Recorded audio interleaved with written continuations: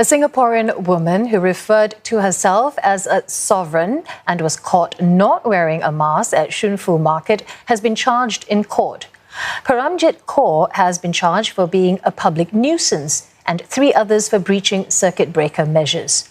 The 40-year-old has been ordered to be remanded at the Institute of Mental Health for psychiatric observation for 2 weeks before returning to court on the 19th of May.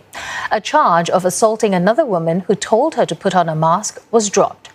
On Monday evening, Home Affairs and Law Minister K. Shanmugam posted about the so-called sovereign movement, whose adherents, he found out, were people who reject any kind of authority.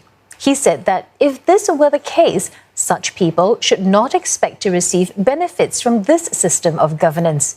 The maximum penalty for each charge under the COVID-19 Act is a fine of $10,000 and 6 months jail.